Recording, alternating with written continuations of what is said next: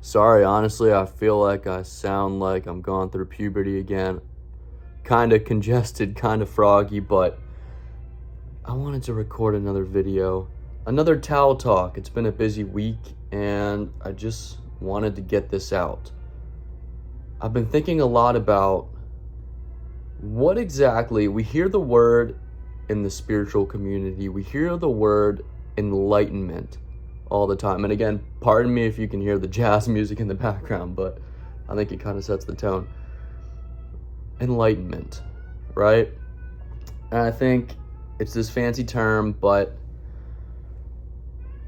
I want to share how I believe you can become enlightened and how I'm shooting for enlightenment. And I think shooting isn't really the right word. We're not pursuing enlightenment.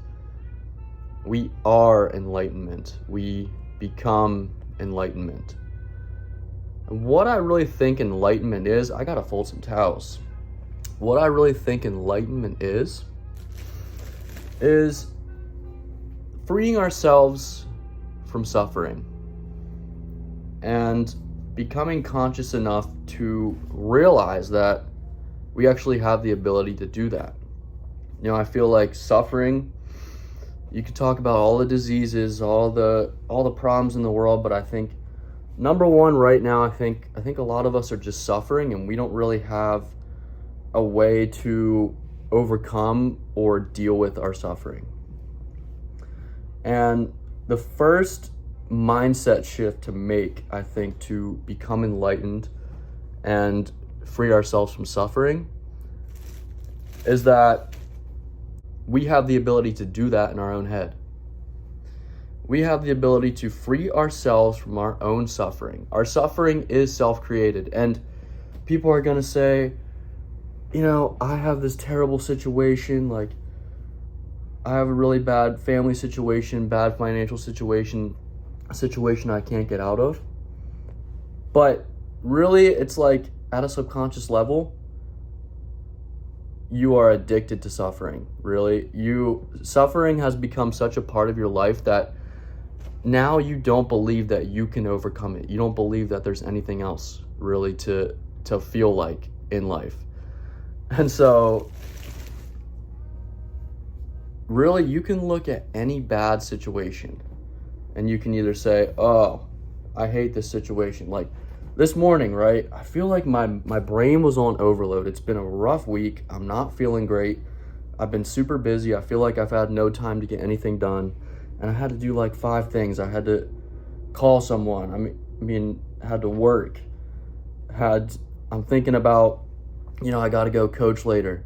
I got to get a video done. I got to like take care of moving stuff. Like I was so overloaded with all this shit, and I was suffering in my head because of it. I was eating myself alive because of it.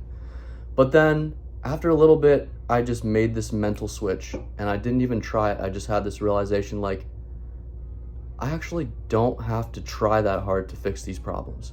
I can actually let all these problems go. And it's not to say that our problems, you know, just forget about all your problems. I'm not saying that.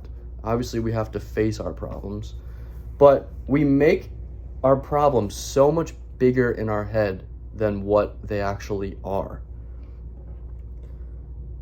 And we think we have to put in all this force, all this effort to overcome or fix our problems. But the little mental shift I made this morning, I was like, you know what? I can just let this all go, because in the end, it's going to work itself out. I don't need to stress myself over these problems getting fixed, over my tasks being completed. I don't have to stress myself over it. And also, I realized too that I can use these tough situations to practice getting mentally stronger, getting mentally tougher. So you can look at your bad scenarios, your bad situations, your bad life situations, and you can say, oh, I'm going to benefit from this no matter what. I'm going to get stronger from this, or I'm going to fall. I'm going to fold like a lawn chair. I'm going to let them deteriorate me and eat me alive. And so I'm really trying to make a habit of stopping labeling things in my head as good or bad. Really, enlightenment, I think, when you get to a place mentally, consciously, that there's no really such thing as good or bad. It's all a part of life. It's all a part of the universe. You know, there's positive and negative everywhere, down to the atomic level. It's positive and negative. You can't have positive without the negative. And so when we try to avoid the bad, when we try to avoid the negative, instead of embracing the negative and remembering that we will get stronger, we will grow, and we will improve because of the negative things, it's like a whole new attitude. We shift how we see our struggles, we shift how we see our suffering, and start to use it to our benefit. And I think enlightenment too is realizing that everything is connected. Of course, we hear that term, right? But if you really think about it, like, every single thing is connected. We all depend on each other. We all affect each other. You know, the thoughts that we have affect other people like osmosis, right? Our world is just one big like organism operating and depending on each other. And when we really accept the bad and embrace the bad and stop labeling it in our head as bad, then we can rise above polarity. The swings of polarity, right? The emotional swings of polarity cannot affect us anymore, and we rise above it. And I've been talking about meditation in like every video now, but meditation, multiple things that it does, of course, but having the ability to sit in silence, to actually let all the mental chatter go and just sit in silence, and constantly doing that, making it a habit, it changes how your brain works. It really does. And you can shift from acting automatically. Sometimes we want to act spontaneously, right? But sometimes we need to feel our emotional reaction, our initial emotional reaction, let it simmer for a bit, and then we can consciously choose how we respond. Like, let's say you are really trying to break a habit, or you want to push against a fear, but you really can't bring yourself to overcome that fear. You can feel the initial fear come up, but then don't let it dictate what you do. So you can control your reaction to your initial emotional response to the situation. And when you get to that point, and I think this is part of enlightenment too, is really gaining control over yourself, control over your mind, and control over reality. Once you stop being a victim of your programming, of your habits, and you start to create them how you want and instill what you want, you start to gain so much more power. Like, one of the greatest things I think that made a shift for me was when Erin Lyons, if you know Erin Lyons, if not, look her up here on YouTube. Erin Lyons said, you know, this life is really like a dream, but we're asleep in the dream.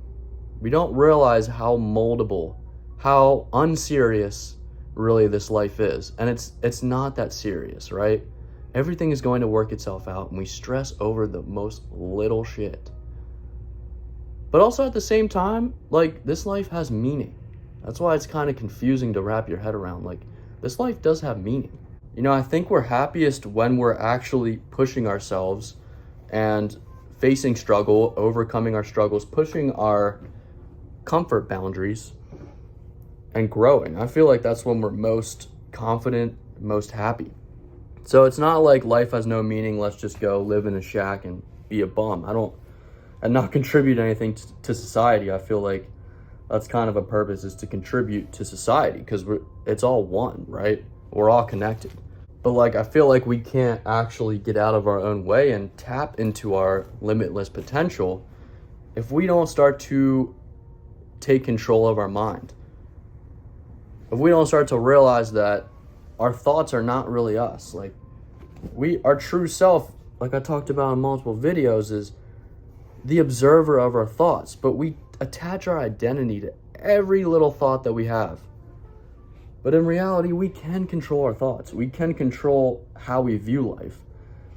And when we change how we view life, it literally changes in front of our eyes. Our life is only the meaning that we give it. That's it. But since I have been meditating for so long, I feel like, and experienced meditators will tell you this, that they are really good at observing their thoughts and emotions. When they feel an emotion or a thought that is disempowering them or restricting them, they can recenter their focus in the present moment and realize that state of stillness, that state of nothingness, that state of flow is their true self. It's my true self. I really don't have to believe everything that my mind tells me. I don't. And so I can control how I respond. Forget your initial emotional reaction, because it's going to happen, right? Your initial emotional reaction might be to be scared, might be to be stressed out or anxious or angry. But if you let that sit for a little bit, you can control how you respond to it. And that's when you really can start to create your reality in any direction that you want. It's really like, how can you train yourself to be relaxed in every single situation? Because your true self is when you are fully relaxed. You are not your true self when you are overcome with fear and anxiety. You are not your full self when you are stressing. You don't have to let all of the shit going on outside you affect you, because you can control your internal realm. You can control what's going on in here. Like, let's say I feel stressed and I notice that I'm stressed. I can consciously do things like notice my body getting really tense and then just relax every muscle in my body. I can notice my breathing getting really shallow and fast, and I can slow my breathing down, and I can breathe deeper. And then your mind is going to follow what your body does. And then when you let it all go and remember that there's no reason to really stress over anything, that it's going to work itself out, then you can get to a place where you can start to create the emotions that you want to feel. When you control your thoughts, you can create your emotions. Like when I notice myself feeling negative emotions, I just turn my focus to something that I'm hopeful for, something that I like about life or I like about myself. And I create a whole new feeling within myself. And my entire state completely changes. And if you can control your mind state, if you can control your emotions, I think that's like the key to enlightenment. I think that's the key to mastering life, to mastering yourself, to mastering reality. So hopefully this helps. I know it's kind of all over the place like usual, but that's what enlightenment is to me. It's a process of letting go and also showing up. Like, how can you show up as your limitless self? How can you do that? But also let everything go and have the ability to relieve yourself, to free your mind of your suffering. I'll probably talk about this a lot more in upcoming videos, but let me know what you think. Let me know what you think about the Tao videos too. Let me know how you're feeling about that, all right? Peace.